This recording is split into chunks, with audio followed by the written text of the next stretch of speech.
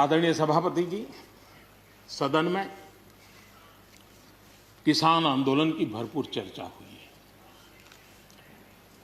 है। ज्यादा से ज्यादा समय जो बातें बताई गई वो आंदोलन के संबंध में बताई गई।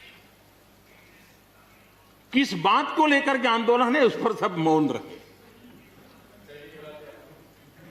आंदोलन कैसा है, आंदोलन के साथ क्या हो रहा है, ये सारी बातें बहुत बताई गई, उसका भी महत्व है। लेकिन जो मूलभूत बात है, अच्छा होता कि उसकी विस्तार से चर्चा होती। वैसे हमारे माननीय कृषि मंत्री जी ने बहुत ही अच्छे ढंग से कुछ सवाल भी पूछे हैं। उन सवालों के जवाब तो नहीं मिलेंगे, मुझे खातरी है, लेकिन उन्होंने बहुत ही अच्छे ढंग से इस विषय की इस सदन में चर्चा की है। मैं आदरणीय देवेगौड़ा जी का बहुत आभारी हूं कि उन्होंने इस पूरी चर्चा को एक गांभीर्य दिया और उन्होंने सरकार के जो अच्छे प्रयास है उसकी सराहना भी की, क्योंकि वो किसानों के लिए समर्पित रहे हैं जीवन भर, और उन्होंने इस सरकार के प्रयासों की सराहना भी की और उन्होंने अच्छे सुझाव भी दिए। मैं आदरणीय देवेगौड़ा जी का हृदय से आभार व्यक्त करता हूं। आदरणीय सभापति जी, खेती की मूलभूत समस्या क्या है, उसकी जड़ें कहां है, मैं आज पूर्व प्रधानमंत्री चौधरी चरण सिंह जी ने जो विस्तार से वो बताया था उसी का जिक्र करना चाहता हूं। बहुत लोग हैं जो चौधरी साहब की विरासत संभालने का गर्व करते हैं, वो जरूर इस बात को समझने का शायद प्रयास करेंगे। वो अक्सर 1970-71 जो एग्रीकल्चर सेंसस हुआ था उसका जिक्र उनकी भाषण में हमेशा आता था और उल्लेख करते थे। चौधरी चरण सिंह जी ने क्या कहा था, उनका कोट है, किसानों का सेंसस लिया गया तो 33% किसान ऐसे हैं जिनके पास जमीन 2 बीघे से कम है, 2 बीघे नहीं है, 2 बीघे तक है, 2 बीघे से कम। 18% जो किसान कहलाते हैं उनके पास 2 बीघे से 4 बीघे जमीन है, यानी आधा हेक्टर से 1 हेक्टर, ये 51% किसान है। ये चाहे कितनी मेहनत करे, अपनी छोटी सी जमीन पर इनकी गुजर ईमानदारी से उसमें हो नहीं सकती। ये चौधरी चरण सिंह जी का कोट है। छोटे किसानों की दयनीय स्थिति चौधरी चरण सिंह जी के लिए बहुत ही हमेशा पीड़ा देती थी और हमेशा उसकी चिंता करते थे। अब हम आगे देखें, ऐसे किसान जिनके पास 1 हेक्टर से भी कम जमीन होती है, 1971 में वे 51% थे, आज 68% हो चुके हैं। यानी देश में ऐसे किसानों की संख्या बढ़ रही है जिनके पास बहुत थोड़ी सी जमीन है। आज लघु और सीमांत किसानों की मिलाएं तो 86% ज्यादा किसान के पास 2 हेक्टर से भी कम जमीन है, और ऐसे किसानों की संख्या 12 करोड़ है।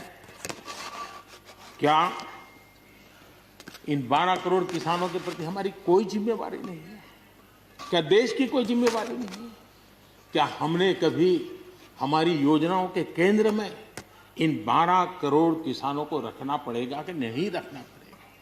ये सवाल का जवाब चौधरी चरण सिंह जी हमारे लिए छोड़ करके गए हैं।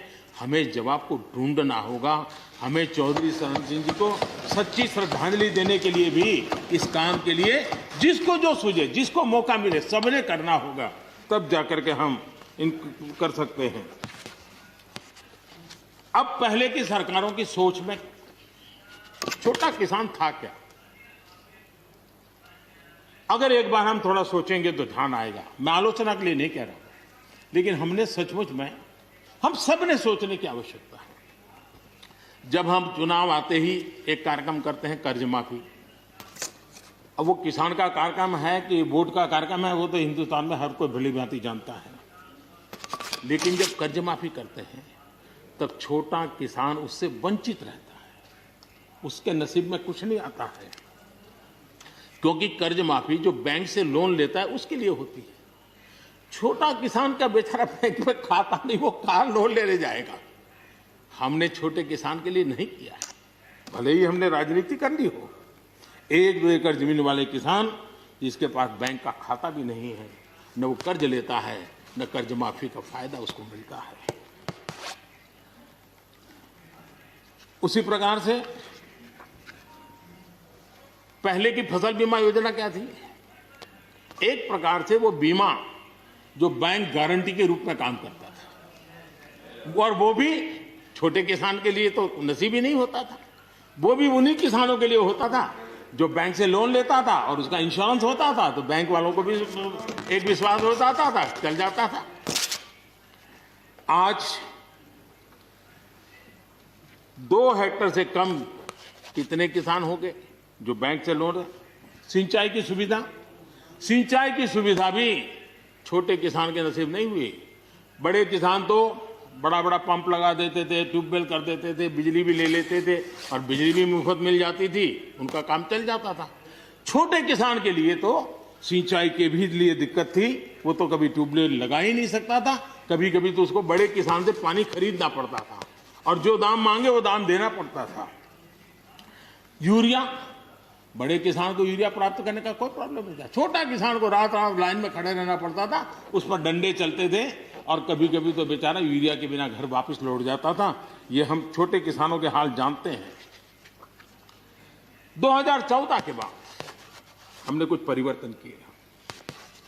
हमने फसल बीमा योजना का दायरा बढ़ा दिया ताकि किसान, छोटा किसान भी उसका फायदा ले सके, और बहुत मामूली रकम से ये काम शुरू किया। और पिछले 4-5 साल में फसल बीमा योजना के तहत 90,000 करोड़ रुपए, ये छोटी रकम नहीं है, 90,000 करोड़ रुपए उसके क्लेम किसानों को मिले हैं। कर्ज माफी से भी आंकड़ा बड़ा हो जाता है। छोटा किसानों को किसान क्रेडिट कार्ड, हमारे यहाँ किसान क्रेडिट कार्ड हुए, लेकिन बड़े किसानों तक गए और वो बैंक से बहुत ही, कुछ तो राज्यों में 0% से ब्याज से उनको मिल जाते थे पैसे, और उनके कोई न कोई दो धंधा व्यापार होता था, पैसे वहां भी लग जाते थे। छोटे किसान के नसीब में ये नहीं था। हमने तय किया हिंदुस्तान के हर किसान को किसान क्रेडिट कार्ड देंगे। इतना ही नहीं, हमने उसका तो दायरा फिशरमैन तक भी बढ़ा दिया ताकि वो भी इसका फायदा उठा सके। और 2.25 करोड़ से ज्यादा किसानों तक ये किसान क्रेडिट का काम पहुंच चुका है, और बाकी भी राज्यों से आग्रह कर रहे हैं कि लगातार उसको आगे बढ़ाएं ताकि ज्यादा से ज्यादा किसान इसका लाभ उठा सके, और राज्यों की मदद जितनी ज्यादा मिलेगी उतना ज्यादा ये काम हो जाएगा। उसी प्रकार से हम एक योजना ले आए, प्रधानमंत्री सम्मान निधि योजना। सीधे किसान के खाते में, और ये गरीब किसान को, जिसके पास कभी इस प्रकार की मदद नहीं पहुंची। 10 करोड़ ऐसे परिवार हैं जिनको इसका लाभ मिल गया। और अगर बंगाल में राजनीति आड़े न आती तो बंगाल के किसान भी अगर जुड़ गए होते तो ये आंकड़ा उससे भी ज्यादा होता। और अब तक 1,15,000 करोड़ रुपया इन किसानों के खाते में गया। ये गरीब छोटे किसान, उनके पास गया है। हमारी सब योजनाओं के केंद्र बिंदु में सॉइल हेल्थ कार्ड, हमने 100% सॉइल हेल्थ कार्ड की बात कही ताकि हमारे छोटे किसान को भी उसकी जमीन कैसी है, कौन सी उपज के लिए योग्य होगा, हमने 100% सॉइल हेल्थ कार्ड के लिए काम किया। उसी प्रकार से हमने यूरिया का नीम कोटिंग 100% किया। 100% के पीछे इरादा हमारा यही था कि गरीब से गरीब किसान तक भी यूरिया पहुंचने में रुकावट ना हो, यूरिया डाइवर्ट होता है बंद हो, और उसमें हम सफल भी हुए। छोटे और सीमांत किसानों के लिए हमने पहली बार पेंशन की सुविधा की योजना लेकर के आए, और मैं देख रहा हूं कि धीरे धीरे हमारे छोटे किसान भी आ रहे हैं।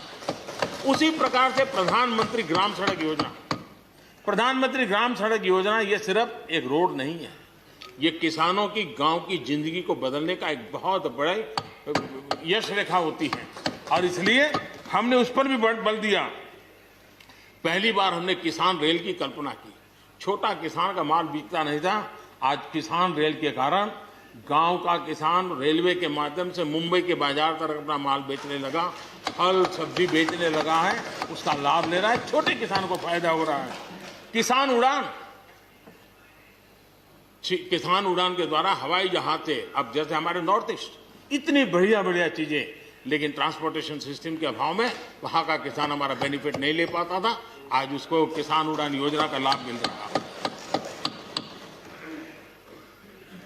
छोटे किसानों की परेशानियों से हर कोई परिचित है। समय समय पर उनके सशक्तिकरण की मांग भी उठी है। हमारे आदरणीय शरद पवार जी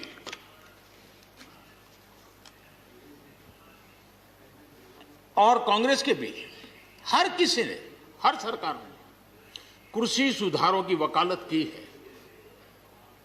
कोई पीछे नहीं है, क्योंकि हर एक को लगता है कर पाए नहीं कर पाए अलग बात है, लेकिन ये होना चाहिए, ये बात हर एक की निकली हुई है। और आज नहीं, जब भी जो जहां थे सबने की हुई है।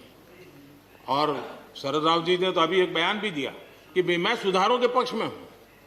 ठीक है, पद्धति के संबंध में उनके मन में सवाल है, लेकिन सुधारों का विरोध नहीं किया है। और इसलिए मैं समझता हूं कि हमें इस विषय में हमारे साथी श्रीमान सिंधिया जी ने बहुत ही अच्छे ढंग से कई पहलुओं पर इस कानून को लेकर के यहां पर ये सारी बातें पिछले 2 दशक से लगातार चल रही है, हर फोरम में चली है। ऐसा नहीं है कि कोई हमारे आने के बाद हर ने कहा और हर एक को लगा कि अब समय आ गया, हो जाए, अब समय आ गया। ये ठीक है, फुट स्टॉप कॉमा कोई इधर उधर हो सकता है, कोई ये दावा नहीं कर सकता है कि भाई हमारे समय की सोच बहुत ही बढ़िया थी। मैं भी दावा नहीं कर सकता हूं कि हमारे समय की सोच बढ़िया है, 10 साल के बाद कोई नई सोच आ ही नहीं सकती। ऐसा नहीं होता है जी। ये समाज जीवन परिवर्तनशील होता है। आज के समय हमें जो ठीक लगा चलो चले, आगे सुधार करेंगे, नई चीजों को जोड़ेंगे। यही तो प्रगति का रास्ता होता है जी। रुकावटें डालने से प्रगति कहां होती है जी। और इसलिए, लेकिन मैं हैरान हूं, अचानक यू टर्न ले लिया भाई, ऐसा क्यों किया?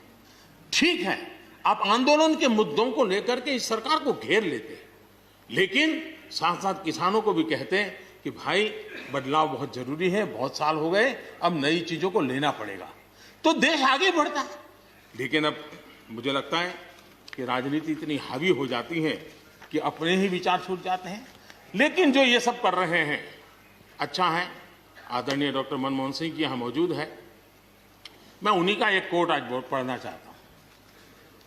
हो सकता है जो यू टर्न कर रहे हैं वो मेरी बात माने या न माने, मनमोहन सिंह जी की तो बात जरूर मानेंगे। There are other rigidities because of the whole marketing regime set up in the 1930s, which prevent our farmers from selling their produce where they get the highest rate of return. It is our intention to remove all those handicaps which come in the way of India realizing its vast potential as one large common market. ये आदरणीय मनमोहन सिंह जी का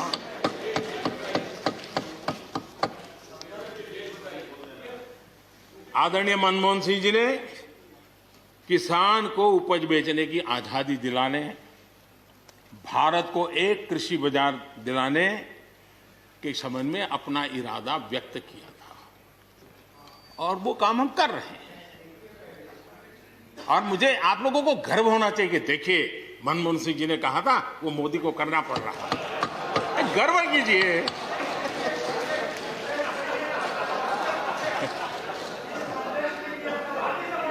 please please.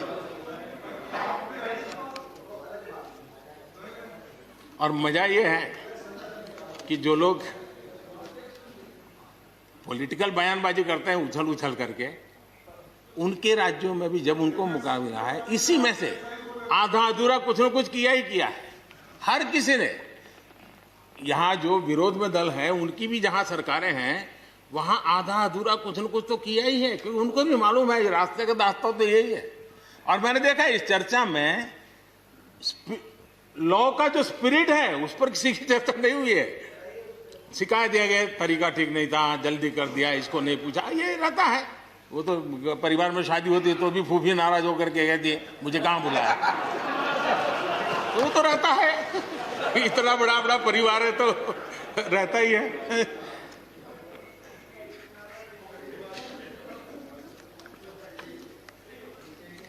हम कुछ और बातों की ओर भी ध्यान दें। अब देखिए, दूध उत्पादन किसी बंधनों में बंधा हुआ नहीं है, न पशुपालक बंधनों में बंधा हुआ है, न दूध बंधनों में बंधा हुआ। लेकिन मजा देखिए,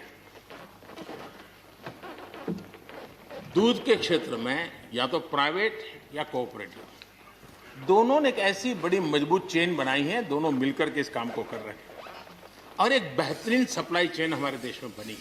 इसको हमने जो अच्छा है उसको, और ये मेरे काल में नहीं बना है, आप भी इसका गर्व कर सकते हैं, मेरे काल से पहले बना हुआ है, हमें गर्व करना चाहिए।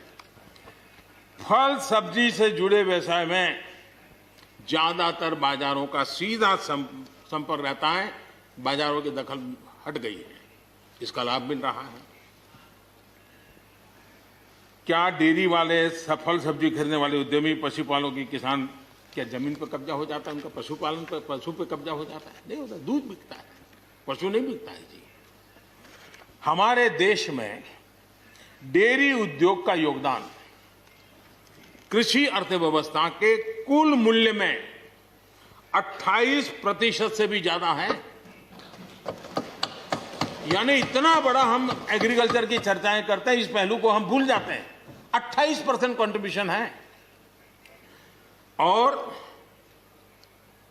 करीब करीब 8 लाख करोड़ रुपयों का कारोबार है। जितने रुपये का दूध होता है उसका मूल्य अनाज और दाल दोनों मिला ले तो उससे ज्यादा है। हम कभी इस तरफ देखते ही नहीं है।